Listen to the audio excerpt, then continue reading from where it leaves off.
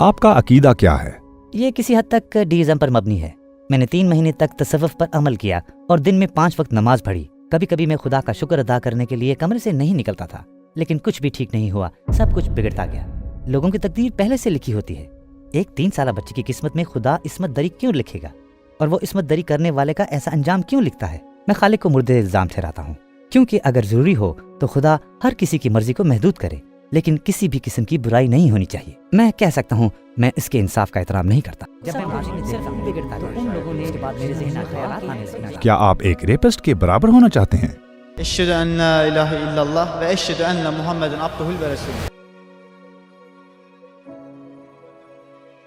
کیا یہ video YouTube پر شائع کرنے میں کوئی مسئلہ ہے؟ کوئی مسئلہ نہیں۔ ہمارا آج کا موضوع عقائد کے بارے میں ہے۔ آپ کا عقیدہ کیا ہے؟ یہ ڈیزم پر مبنی ہے۔ میرا مطلب ہے میں قبول کرتا ہوں کہ کوئی خالق ہے، یہ ایک وسیع کائنات ہے، یہ خود سے وجود میں نہیں آ سکتی، میں اس سے متفق ہوں، لیکن میں یہ بھی کہتا ہوں کہ میں اس کے انصاف کا احترام نہیں کرتا، میں نہیں جانتا، اور یہ میرے حسد کی وجہ سے ہو سکتا ہے۔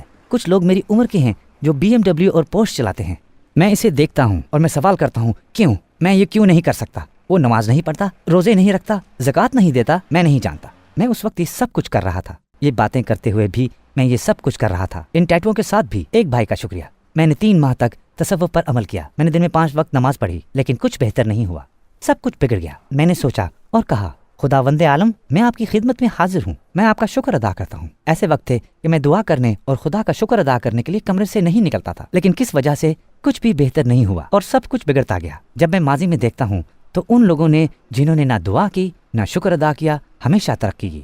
میں نے کہا کیا یہ آپ کا انصاف ہے؟ جیسا کہ آپ جانتے ہیں کہ ہمارے ملک میں چھوٹے بچوں کی عصمت دری کے واقعات بھی ہوتے ہیں۔ میں نے کہا اے میرے رب، تو بہت عظیم ہے، تو طاقتور ہے، تو زبردست ہے، تو مدد کیوں نہیں کرتا؟ کیا ہم یہ کہہ سکتے ہیں کہ یہ آپ کو قدم بقدم ڈیزم کی طرف لے گیا؟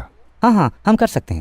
ٹھیک ہے بھائی، میں نے آپ کو بہت مخلص پایا، شکریہ۔ لہٰذا آپ سچے دل سے بات کر رہے ہیں اور ایک سیدھے سادے آدمی لگتے ہیں۔ میں پوچھتا ہوں، اگر آپ کو آپ کے سوالات کے تسلی بخش جوابات مل جائیں تو کیا آپ اسلام کی طرف رجوع کریں گے؟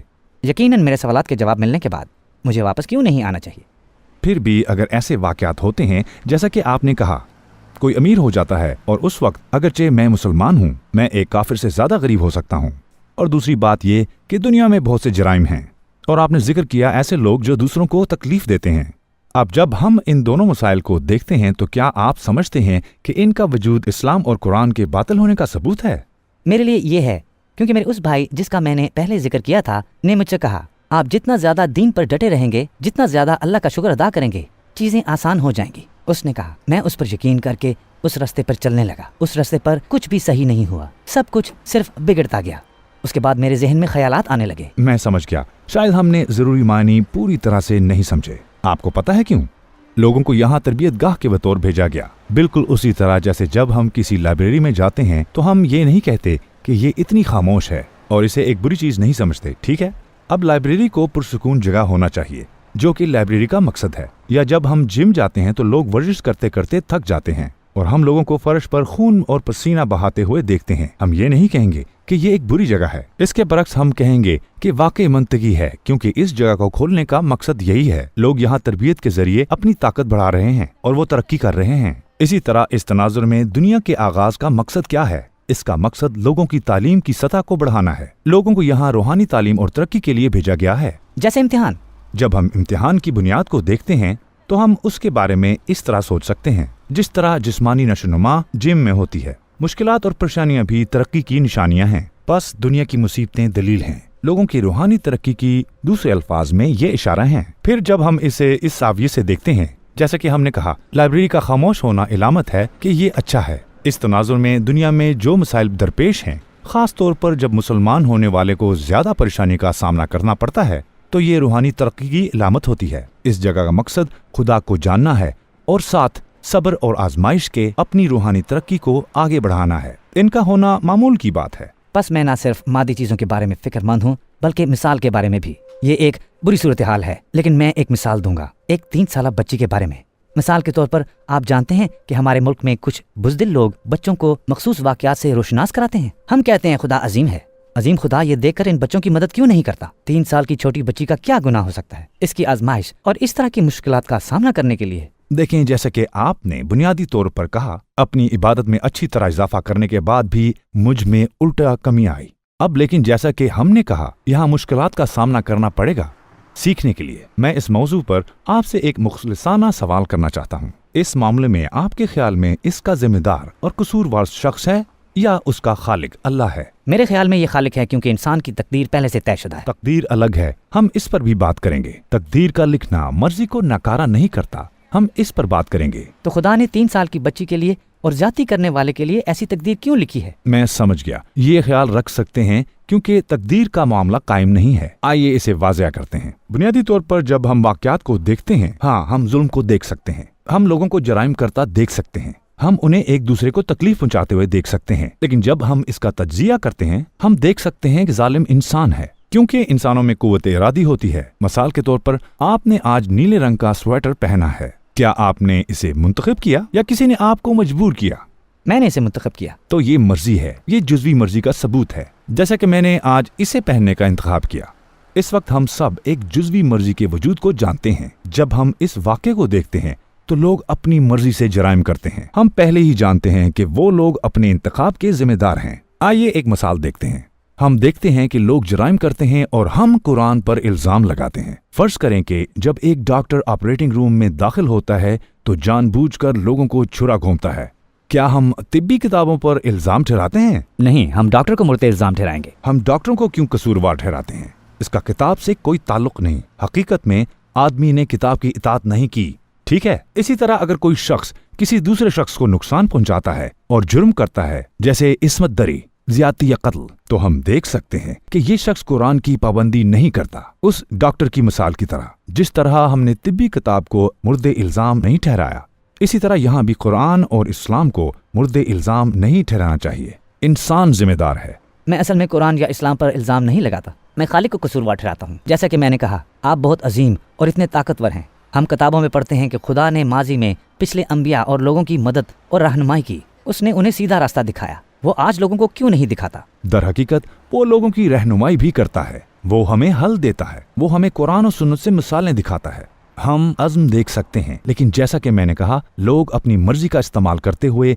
उस डॉक्टर की तरह ना सुनने का इंतखाब करते हैं। बहुत से डॉक्टर सही काम करेंगे और तिब्बी किताब का इतलाक करेंगे, लेकिन कुछ लोग ऐसा नहीं करेंगे क्योंकि लोगों में कुव्वत इरादी है। आइए बात करते हैं खुदा यहाँ क्यों मुदाखलत नहीं करता। अगर हम इस मौजू को अक्लमंदी के साथ देखें तो हमें नुक्ता नजर आ जाएगा। मिसाल के तौर पर अगर हम कहते हैं कि कोई किसी को छुरा मार रहा या बंदूक से मार रहा है, जब कोई दूसरे को नुकसान पहुंचाने वाला हो और खुदा हमेशा उसे रोके, तो क्या हम बुरे और अच्छे में फर्क कर पाएंगे?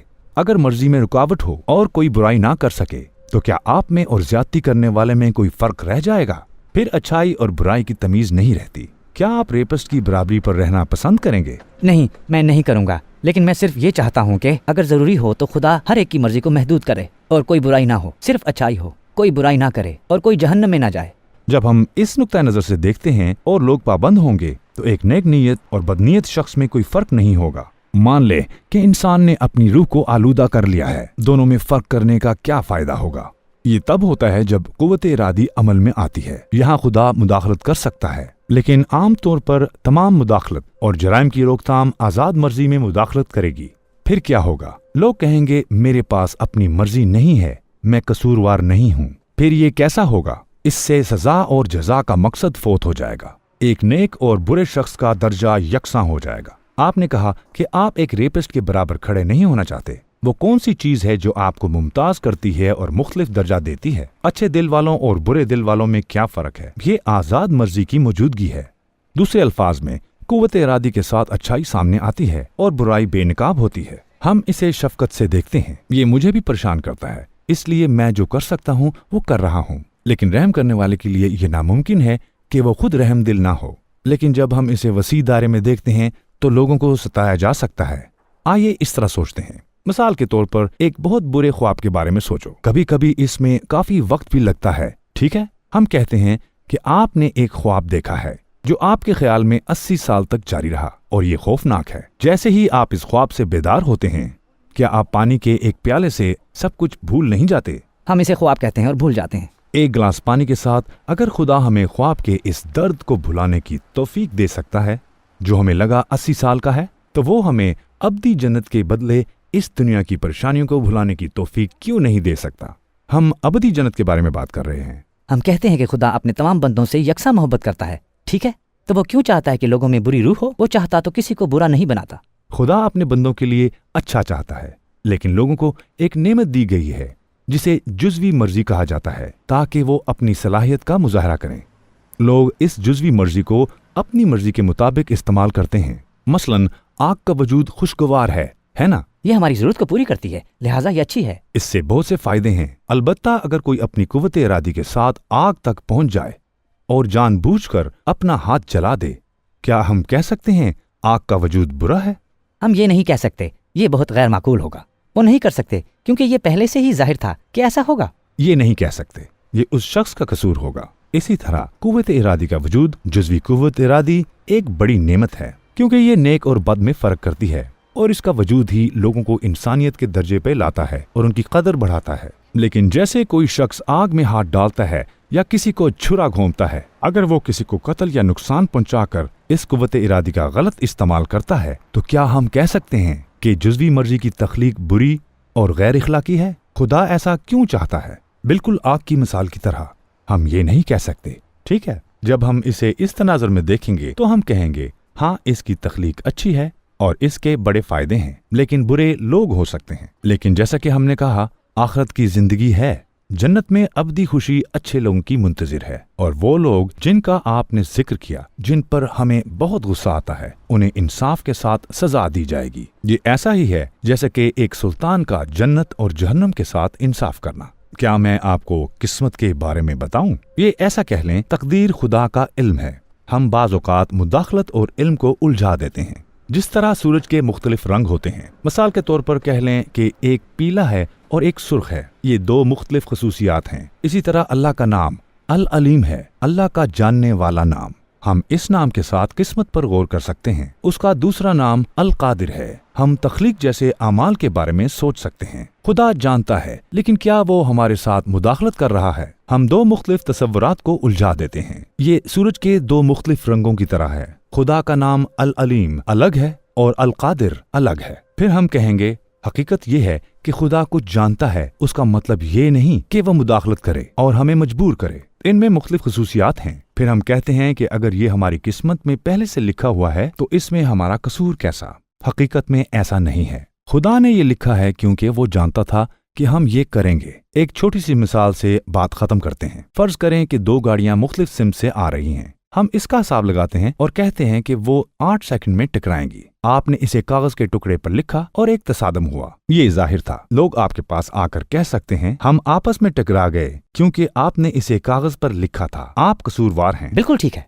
जाहिर है आपने अपने इल्म से इसकी निशानदही की और उसके मुताबिक लिखा। आपकी तहरीर आपके इल्म पर मुनहसर थी। इल्म मालूम चीज पर मुनहसर है। इसी तरह हमारी तकदीर के बारे में खुदा का लिखना उन वाकयात पर मुनहसर है। हम ऐसा इसलिए नहीं करते क्योंकि खुदा जानता है, बल्कि खुदा जानता है कि हम क्या करेंगे और वो उसी के मुताबिक लिखता है। पिछली मिसाल की तरह, मतलब हमें तकदीर के मामले पर इसी तरह गौर करना चाहिए। लिहाजा अगर कोई जुर्म करता है तो उसकी जिम्मेदारी उस शख्स पर आयद होती है। मैं समझ गया, ये अब बिल्कुल वाज़ेह है। क्या ये सब वाज़ेह है? जैसा कि मैंने कहा, मुझे हमेशा खुदा पर यकीन रहा है। अल्हम्दुलिल्लाह। इतनी बड़ी कायनात अपने तौर पर वजूद में नहीं आ सकती। ये किसी भी तरह मुमकिन नहीं हो सकता। ये वो सवालात थे जिन्होंने मुझे परेशान किया।